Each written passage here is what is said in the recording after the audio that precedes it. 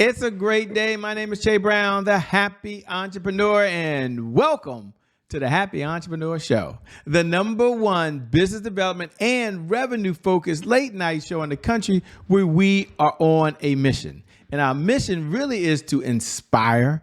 Our mission is to empower, and our mission is to provide you, that's right, you, the hard-working entrepreneur, with all of the resources that are necessary to execute that big vision you have for the people you were called to serve. And on this episode, we have the one and only Dr. Cynthia Tyler, who'll be talking about unlocking your potential, empowerment, and personal growth for early career educators and everyday folks like you and me that are out there. What's going on, Doc? How you doing? I am doing well. How are you today? Good. I couldn't wait for this conversation because we get a chance to help everyone that's watching become a better version of themselves. Isn't that kind of cool? So although you might be listening for the early career educators, you got your ears out, I know. For some of you, you just want to be a better person. So let me ask the question first. This is a generic question. It might be a loaded question. She said I can answer any question I want. But it is, why are folks today really struggling to be the best version of themselves? Like what's holding them back? I know we're going to talk about career educators, and if you had to open it up as well, what holds people back these days? Well, you know what I believe that hold people back, and even I'm speaking to myself as well, is there is so much that people are seeing, experiencing, that sometimes you get lost in that, but lost in the sauce, Mm-hmm. and we get caught up, and we forget really why we're here, what our purpose is, what we're doing, and we just need that extra push. Sometimes we just need that extra person, just to help push us along and remind us who we are. You're unique. You're different. You're not like the person sitting next to you, and it's okay.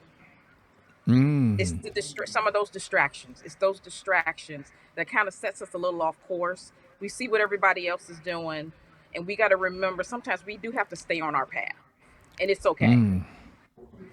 I like that. You got to stay the course. Now, for those folks that are watching that are career educators, they're tuned in, and God bless all of you out there that want to save the world. By the way, and they're like, well, I mean, Shay, can you let them know that I'm a bit overwhelmed as an early educator? I mean, I first of all, I work all day long. I also take care of my husband, or I take care of my wife or significant other. Many of them are caregivers that might be watching right now. Some of them have children, and their children have schedules, and they're involved in their community. They're like, wait a minute, of course I'm overwhelmed. Do you know what I got to deal with? So the question really for Doc on the other side, Cynthia Tyler, is what do you say to the person just feeling overwhelmed because they're taking care of everyone else? And they're like, when am I supposed to find time for me without feeling guilty? Loaded question, I know. Oh, that now that's loaded because the caveat to that is not feeling guilty. I feel, especially as an educator, and I know this. I've been an educator for over 2 decades, and we are caring people. Most teachers that go into education is because it's innate. I care about my students. I want to see them be successful, but I'm also having those feelings for my family, my friends. So I'm helping everybody else, and I feel like if I say no, uh, I'm not feeling too good. But what we have to do is we have to learn to be intentional about ourselves, not feel guilty, and to go take care of myself. To be able to say to people, I want, I want, and I need my space. This is what I want to go do today. Ask for help. Some of that too is asking for help. We're good at a lot of things. Teachers are good at a lot of things. We are creative. We know how to make things happen, but we have to learn how to make those things happen for us and be okay with that. And we got to make sure that we have in our community those people that support that. Because one of the things I like to speak about is empowerment. And empowerment is having those people, having the courage to have those people in your corner that have your back. And the ones that have your back are the ones that are going to say, yes, I got you today. Go and have a spa day. Go sit on the beach. Or like me, sometimes I just like to go take just a drive, roll down the windows, open up the sunroof, and just drive. And that's about me for that time. I'm glad you defined the word empowerment because empowerment does mean different things to different folks. And I like the way you focus it, which is you have your own support around you. Talk about how someone identifies folks that might be supportive. And ladies and gentlemen, don't worry, we're going to get into her backstory. She's part of a book. We're going to ask about her backstory, who she is, and she'll tell a little about that in a moment. But some of you are sitting there saying, wow, I like what I'm hearing, Shay, but you know, how does she identify, someone who could be a good support partner? What's maybe one or two or three things? Because, you're fortunate if you have family, if you're lucky, maybe. But then outside of that, what are one or two or three things you look for someone who could be a support? And then do you reciprocate? So two-part question. Number one, what do you look for? Because Dr. Cynthia, she's used to this. She works with early career educators. And number two, how do you reciprocate back as well? Or is it a two-way? I don't know. First, what you got to look for is someone who is willing to listen to you. It's not always a conversation about them. And some of this I'm going to speak to is my experience. When I have someone that all they want to talk about is themselves, and maybe I just want to have a conversation, but you're not willing to listen to me, I want somebody who's going to listen. Just let me talk. And sometimes, Shay, sometimes I don't need you to give me the answer. Part of that is just let me talk, let me share. And it's not always negative. I could be having a great day and I need somebody to share with. Who is that person that's going to listen to me? The second one is that person that does actually recognize when I'm different. Something's different about you today. What can I do for you? They recognize that. They know something's off. That's somebody who's paying attention to you. And then when they turn around and say, what can I do for you? And not only that, Shay, they actually do it. It's not just words, they actually do it. And the third thing is just somebody that just spontaneously does stuff for you. You don't have to ask, they just do it. Maybe they just come bring you lunch one day. Just come and say, hey, let's go out and let's go out to dinner tonight. Unexpected. So those are three things that I think it brings that community to you, who's someone who cares about you, and have you top of mind. And actually, I'm gonna say one more because this is one that I think about a lot. How often do they just pick up the phone and call you? How often does your phone ring and they don't want anything? I'm just calling. Just think about it. When your phone rings, that means somebody's trying to connect with you. For the sole purpose of helping you, not just because they want something. Absolutely. I just want to talk. I don't want Wow. anything. That phone ringing has a meaning. It has a meaning, especially if you've got people, let's say with the cell phones. I don't know, somebody like me, I still have a landline. I don't know, but hey, maybe I'm still old school. I still have a landline. So really, anybody that has my landline and my phone's ringing, I know you're calling to talk to me. Yeah, you're not lying. I didn't know landlines still exist. Um, Not that I know anything about that, by the way. I'm joking with you. I'm joking. I know some of you are wondering who is this person that's speaking, Shay? What's her backstory that led her to doing what she's doing now? And I'll slow down and then we'll speed up. So take a moment, if you will. Tell me about who are you? What's your backstory that led you to the journey that you're on now, which is helping early career educators be able to empower themselves so that they can grow personally as well. And when they are better off, their families are better off in the classrooms or the environments they teach in, and understand it can be corporate as well, they're better off as well. So anyway, who are you? What's the backstory? We want to know. Well, I wasn't always Dr. Cynthia Tyler. So I started out as Cynthia Tyler. I worked in corporate America for a number of years. I'm a human resources professional, which is my first background. And throughout my corporate journey, I just started to watch our children especially my young girls, and I didn't like what I was seeing. So I said, you know what? I want to go and teach in K 12. I want to teach the young people. And I specifically picked middle school because that was the age group that I felt and still feel so much more passion about. But my sole journey of doing that was because I wanted to touch my girls because I didn't like what I was observing, what I was seeing, how they were acting, how they were dressing. Um, and I didn't like that. So I went and what is called a career switcher. That is someone who transitions from industry into education. So I went through a career switchers program, got into education, started teaching middle school, and I went along that journey. And I just so enjoy just watching these children go from A to B to C to D, and watching them blossom. But also, looking at the ones that struggled a little bit because they need us. They need us.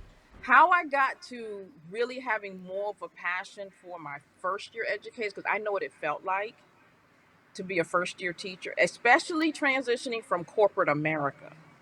It was a really huge awakening for me, going from corporate America to public education industry. It is a total difference. But for any first to third year educator, you are just building, and it can be a challenge. It can be. You're working with more experienced teachers, and in this day and age, you're coming into an industry that some people don't have good things to say. But that is not our story. That is not our narrative. And I don't want my first to third year teachers becoming negative, if you will, becoming down about what they chose to do, because you are in a profession. We need it. We need you. But I want them to enjoy the journey. And I'm not saying it's going to be perfect, because it's not, because it's a learning curve. You do. There's certain things you need to learn that first year, that second year, that third year, so that you can take those training wheels off and really be able to continually engage with your students, build relationships with your partner teachers. I call myself the partner educator. That's what I am. I'm the partner educator. And that is what we all should be. We have to collaborate, we have to be partners, but we got to get there. We got to get there. What are those tools and those strategies that first, second, and third year teachers need so that they can continue to have that confidence and not allow the outside negative narrative of the education industry bring them down, and then they choose to leave? I love it. The whole changing career, the whole making the decision. I'm curious, when you were going through that thought process of switching over, you obviously didn't get going it just for the money, obviously, but you wanted to make a difference for other folks. How did you find that clarity in this? Again, it's probably a question around purpose. Like, how did you know that was your own purpose? It might be someone that's listening, that's watching right now, and I know there's the early career educators. There might be someone listening saying, "Whoa." She, one, had the mindset and was willing to shift, and two, how did she know in her heart? And again, this is thoughts and feelings, but that it Hmm. was right for you, because so many folks, purpose change. I know mine change and shifts as they mature through life. Let's call it on that Yeah. side of the world. Get your AARP card. You get to mature a little bit through life. Come on, somebody. I'm not alone, am I? That's the validation, the AAP card. For me, I really didn't connect this piece until later. So I'm glad you asked this question. In human resources, one of the biggest things that we do in human resources is we develop and train people. And we were developing and training people to get a job, sustain a job, enjoy their job, improve on their job, and grow on their job. That is the same thing that you do with students. You are teaching them to become productive citizens. That's where my passion came in, because it comes with developing people. It's just that in this time in my life, I began to see my young people more than the adults. And I said, I've got to tap into this community. I've got to take this passion that I have, that I love training and developing people, and I love pouring knowledge into people and watching them take that knowledge and apply it to their life, whatever that is, and they grow wherever they feel they need to grow and prosper and be successful citizens. I can take that into my young people and watch them take whatever nuggets they need and watch them grow and become mature, successful adults. So it's that piece of growth for me, that piece of putting knowledge into them. Because right now, I actually teach college now. So Wow. I've made another transition from K 12 to teaching, back to teaching adults, but at a different level of now pouring a different type of knowledge into them to help them become employed. Or my non traditional students are now trying to grow where they are in their profession. So And you that is went. what So I you went enjoy from the seeing. frying pan to the fire. And I'm joking. I'm joking. I'm joking. I went to HBCU. Okay. You. Oh my gosh. No, you really are stepping up. No, seriously. I'm sorry. I didn't mean to interrupt you. Continue on with your train of thought. No, But no. wow, how admirable is that to go teach adults? You would think it would get easier, but sounds like that got harder to teach young adults in college. Um, I don't know if I would say it was harder. It's just it's a different age group and they think different. Yes. They think much different. Some are more mature than others. And Mm. I am teaching two types of student. I'm teaching that traditional student who's coming straight from high school to college, and I'm also teaching that non-traditional who have been in the workforce for a while and they decide they want to come back, or they're transitioning from the military trying to get into the workforce. So three different personalities, mentalities, learning abilities that it's just it to me it's challenge it's not challenging, it's powerful for me because if I can tap into these three, really four, because I am going to continue to talk about my K-12 environment, continue those four types of demographics and be able to watch these people mature over time and just take a nugget and it helps them grow to where they want to go. That's that power piece that teachers look for. All of them look for that. Now, some of us don't get to see it right away when we're in K 12 because you got to remember, I'm teaching middle school. They still got another 4 to 6 years before they graduate, and you start seeing uh, uh, the fruits of your labor, and that's enjoyable when you see that. Wow. You know, that's a good segue to a segment that we have here, as you were talking about the good that you're doing, called Today is My January 1st. Now, for those folks who used to tune in every night at 11 p.m. Eastern Standard Time, you know what we're about to do. And you can go ahead and say those magical words. Today is my January 1st. And for all of the other folks, you new folks, welcome to the Happy Entrepreneur Show family, by the way. Today is my January 1st represents our personal mantra. It represents a fresh start. It represents a do-over. It means our past, no matter how dark and gloomy that past is or how bright and sunny that past is, the past no longer equals our future. And so my question for Dr. Cynthia on the other side is that two parts. When you hear those words, number one, today is my January 1st. What do you hear? What do you hear? And number two, when was the time maybe there was a setback in your life and how did you bounce back? Sounds like life's been perfect. You get to go to corporate, then you get to run over to the other side and be in K through 12, then you get to run to the other side and go teach. I mean, you're just living your best life. So we're always curious. Was there ever a setback or a challenge? And how did you bounce back from it? What was the lesson you learned? We're just curious. My January 1st, you probably see this picture behind me. This Yes, little we do. It's boy. it's right behind you. Like we can't miss the picture behind you. Like it's very hard, ladies and gentlemen. I mean, close your eyes and you can still see that picture behind it. No, I'm joking. Go ahead. Go ahead. Go ahead. This little boy is on a golf course and he's looking in the hole because he's looking for the ball. My January 1st is just enjoying the moment, learning to enjoy the moment, being happy and having joy. Waking up January 1 and just being able to smile, being inquisitive like this little boy here, like it's something new, and enjoying it. That's my January 1. Making every moment count. Making every moment count. Yeah. Setback. I'm glad I make it look like I've had no setbacks. You know what? That means I'm making progress. Shay, that means I'm making progress. Okay.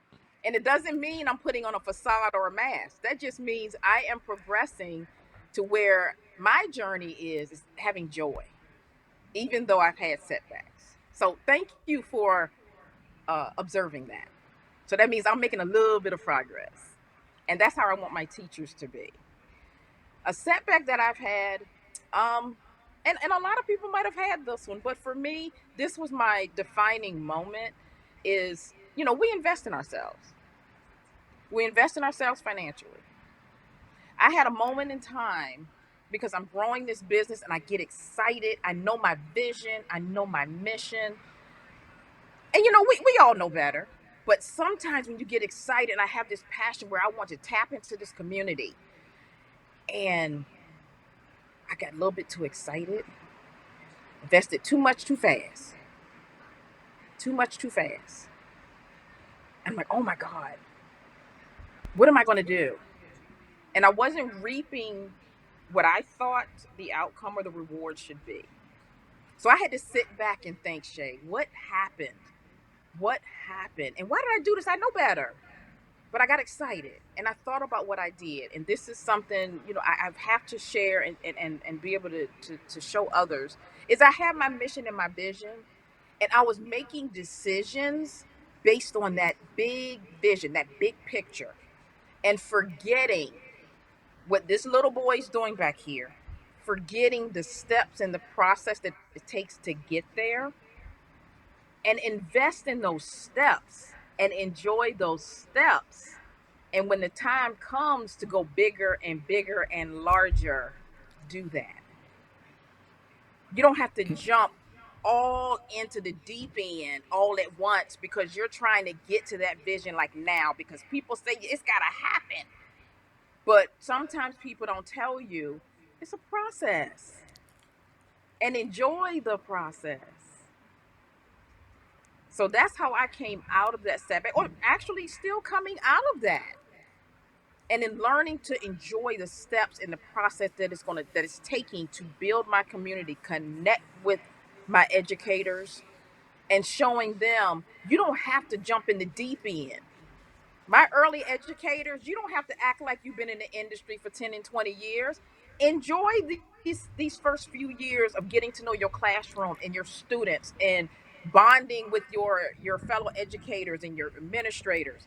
Enjoy the process and invest a little at a time. I love it, by the way. I love it. Well said. One of the questions I love to ask, and I appreciate you being so transparent, is what's one of the best pieces of advice that you've ever been given on this journey? I know you've been given a lot. You've read so many books. You've watched probably more videos and you probably remember these days. And ladies and gentlemen, I'm not asking to come off the mountain with the 10 commandments, but I'm curious, what's one of the best piece of advice she's ever been given that she would pass on to you as you're watching, and why? The best advice that I've been given is a very simple phrase, and I'm a Christian woman. It said joy comes in the morning. No matter what the day was before, you always have another opportunity the next day. Every morning that I get up, I always say thank you for this day. Joy comes in the morning because you have another opportunity. Take advantage of it. Do something different. Yesterday might have been sunny, yesterday might have been cloudy, but you got a new day. So joy comes in the morning. I love it. What do you do for fun when you're not out saving the world, making a difference, teaching and educating, and letting people listen to you? What do you do for fun these days? Is it golf? No, I'm just joking. Just because the guy's behind you. You're not joking, but yeah, it is. Golf is one of them. Is it? I Yes. figured that because you had the golf thing. I'm like, it's a golf analogy, unless it just happened to be up there. I didn't know. Is it really? Yes, it is. Golfing is one of them. And also, what I'm learning to do more, because I also, as part of my program, is retreats, and that's part of personal development. Is taking that time for yourself, and sometimes that's getting away. Is vacationing, because I do have a travel business as well. I have a travel franchise as well. So that is my joy, and I'm going to share that joy of relaxation. We got to do it. If not, we will go crazy, pull the hair out. The hair you see here might be gone if I don't. But yes, golfing is my thing right now. That's my thing right now. Wow. Thanks so much for sharing. I love it. As we come down the home stretch, I wish we had more time, but a two-part question. Number one, what type of clients are you looking to work with these days? And number two, how can folks best connect with you? How can they stay in this conversation over and beyond the time that you and I have right now? My community is first to third year educators. Now, what I'm not doing is discounting my teachers that have been teaching before that, but I do want to focus on my first to third year educators because I want them to stay in the industry. We've got too many educators leaving the industry because of the narrative, and I want to be able to focus and put my arms around that first to third year educators. How I can be reached, I am on Facebook, Instagram, Twitter, LinkedIn, and all of them are under partner educator. That is what I am. I am the partner educator. Everything is under partner educator. I have a website as well, and it's called Elite Educators Academy. Elite stands for Educators Lead to Elevate, and that is what we're going to do through personal development. I love it. Well, let me say two things. Shout out to Dr. Yolanda K for connecting us, Yolanda K. Davis for connecting us. And number two, thanks so much for being on the Happy Entrepreneur Show, by the way. I know you can always make more money, but you can't make more time. So thank you so much. Thank you. And thank you to viewers. Thank you for tuning in, by the way, because without you, well, we don't have a show, by the way. And so thank you so much for being here. Yeah, it's kind of cool when you hit the like button, but we like to hit the share button. Like hit that share button and pay this message forward to another community. We really appreciate that. And I never get tired.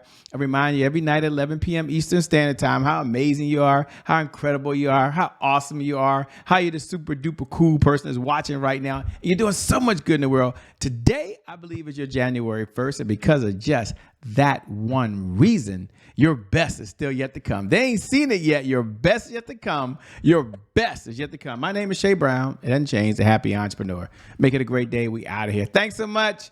Peace, Doc. We'll see y'all later. Bye-bye.